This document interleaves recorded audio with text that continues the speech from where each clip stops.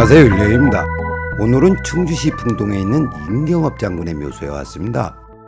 장군은 조선 중기의 무신으로 친명배청파 무장입니다. 친명배청파라는 단어에서 보듯이 장군은 명나라가 몰락하고 청나라가 부상하는 명청유체기 때 활동하였습니다. 어려서부터 용맹하였던 장군은 1618년 묵과에 급제하였고 이괄의 난을 평정한 공로로 1등 공신에 올랐습니다. 친명파이자 북벌론자인 장군은 1633년 청북방어사 겸 영변부사에 등용되어 의지에 있는 백마산성을 다시 쌓아 북방의 경비를 튼튼히 하였습니다. 당시 만주 대륙을 통일하고 후금을 세운 누르하치가 세력을 넓히기 위해 명나라와 조선에 크고 작은 전쟁을 일으켰습니다. 장군은 후금과의 국지전에서 여러 번 격퇴하는 전공을 세우기도 하였습니다. 그런 장군이 후대 사람들에게 비운의 장군 또는 시대를 잘못 만난 장군으로 기억되는 것은 올곧은 성품으로 끝까지 청나라를 배척했기 때문입니다. 청나라를 배척했던 이유는 명나라는 임진왜란 때 조선을 도와주었기 때문에 청나라 오랑캐와 싸우는 것이 그것에 대한 보답이라고 생각했던 것 같습니다. 그러나 시기적으로 명나라는 지는 해요, 청나라는 뜨는 해였습니다. 명나라와 청나라의 마지막 전투에 참여한 장군은 명나라의 패배와 함께 청군에 체포되어 북경으로 압송되었습니다. 청태종은 장군을 설득하여 자신의 부하로 삼으려고 했지만 거부하였다고 합니다. 당시 조선에서는 좌의정 심기원이 회원군 이덕인을 왕으로 추대하려는 용무를 꾸몄다고 해서 등지 처참당한 일이 있었습니다. 심기원의 모반이 진실인지 거짓인지는 확실치 않습니다. 그러나 임경업 장군 또한 이대 연루되었다고 자백했다는 겁니다. 제 생각으로는 장군을 사지로 물기 위해 공문에 의한 자백이 아닌가 싶습니다.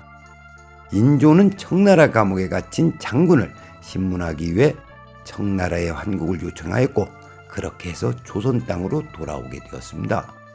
인조의 진국 과정에서 영모와는 아무런 관련이 없다는 사실이 밝혀졌습니다.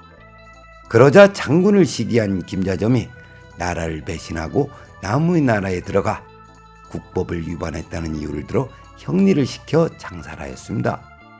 진국 과정에서 김자점이 장군을 의도적으로 죽인 것은 병자호란 당시 청군에 쫓기던 임경업 장군이 명나라로 도피하였는데 이때 김자점이 도와주었기 때문입니다. 진국 도중에 이 문제가 불거질까봐 김자점은 자신의 안전을 위해 장군을 죽였다고 합니다. 조선왕조실록을 보면 경업이 죽었단 말인가? 그가 역적이 아니라는 것을 밝혀 내가 그에게 알려주려 했는데 틀렸구나 라고 하는 인조의 한탄이 기록되어 있습니다. 이것으로 보아 인조 또한 장군이 무죄라는 것을 이미 알고 있었습니다. 그리고 부창부수라고 했던가요? 장군의 부인인 완산이씨 또한 장군과 같이 청나라 감옥에 수감되어 있었는데 남편이 죽었다는 소식을 듣고는 우리 주인은 대명의 충신이요 나는 그 충신의 아내이다.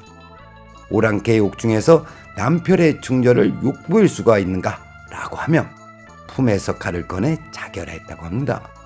이에 감동한 청나라는 부인의 시신을 정중히 조선으로 돌려보내주었다고 합니다. 지금부터는 풍수적 관점에서 말씀드리겠습니다. 갈비봉알의 청룡방에는 장군과 부인이 합장으로 조성되어 있고 그 옆 백곡방에는 문중의 묘소가 조성되어 있습니다. 장군이 친열에 모셔졌으면 좋았을 텐데 아쉬움이 많았습니다. 장군의 묘소에서 이러쿵저러쿵 말씀드린 것이 예의가 아닌 줄 알지만 풍습 공부 차원에서 말씀드리겠습니다. 장군의 묘소 근처에 영량이 대단한 진열이 숨어 있습니다. 오늘은 그 진열을 찾아가는 방법에 대해 말씀드리겠습니다. 먼저 생기가 어느 방향에서 달려오는지를 확인해야 합니다. 이곳은 인기좌선으로 청룡방향에서 백호방향으로 달려옵니다. 해서 국세에 형성된 기운은 시계 반대 방향으로 회전합니다. 이때 기운의 회전력은 내룡을 타고 내려오는 생기의 진행 방향에 상당히 많은 영향을 미칩니다. 다음으로 생기가 어느 곳으로 내려온지를 확인합니다. 이곳은 묘소를 조성하면서 원래의 모습을 찾아보기가 어렵습니다. 그러나 주변 환경이 변해도 내룡을 타고 내려온 생기의 진행 방향은 변하지 않습니다. 생기는 장군의 묘소와 문중 묘소 중간으로 내려오는데 보시는 소나무가 생기가 내려오는 방향입니다. 이때 내려온 생기는 115도 진방으로 진행하다가 소나무 숲 입구에서 60도 인방으로 방향을 틀었습니다. 이 지점에서 생기가 왜 방향을 틀었는지는 뒤에서 설명하겠습니다.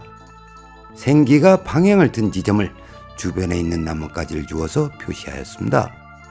방향을 튼 생기는 다시 진행하여 표시한 지점에서 진열을 생성하고 남은 여기는 인방으로 빠져나가 수기처에서 멈추었습니다. 표시한 지점이 수기처입니다. 수기처를 확인하러 내려와 보니 물이 빠져나가는 수로가 있습니다. 진열과 수기처를 일직선으로 그으면 60도 인방에 작고 낮은 안산이 있는데 그것이 주차장 옆 작은 동산입니다. 이 안산은 청룡자락이 휘감은 본신안입니다. 장군의 묘소 옆에서 115도로 내려온 생기가 왜 소나무숲 입구에서 60도로 방향을 틀었는지 말씀드리겠습니다. 그 이유는 바람 때문입니다. 장군의 묘소는 고도 293m로 상당히 높습니다. 이런 곳에서는 골짜기에서 불어오는 바람이 많은 영향을 미칠 수밖에 없습니다. 장군 묘소에서 보면 배꼽방이 약간 높습니다.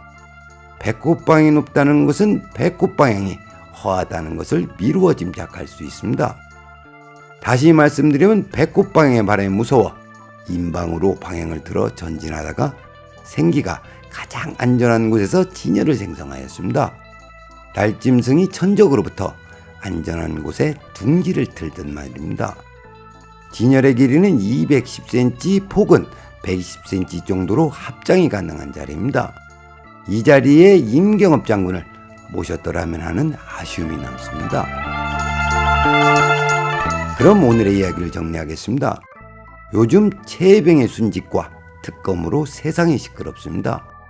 젊은이의 죽음 앞에서 누구 하나 책임을 지겠다는 사람이 없는 것 같아 자식을 둔 아비로서 씁쓸하기만 합니다. 답답한 마음에 임경업 장군의 묘소를 답사하였고 이곳에서 저는 군인의 참모습을 생각해 보았습니다. 마지막으로 제가 소개한 진열을 풍습 공부 목적으로 답사했다는 댓글을 올려주시는 분이 여러 분 계십니다. 감사드립니다. 영상 설명란에 좌표를 기재할 테니 오늘 소개한 이곳은 꼭 답사하시기를 추천합니다. 이곳에 가시면 생기 스스로 바람이 난 전적을 피해 진열을 생성하는 것을 확인할 수가 있습니다. 오늘은 여기까지 하겠습니다. 시청해 주셔서 감사합니다.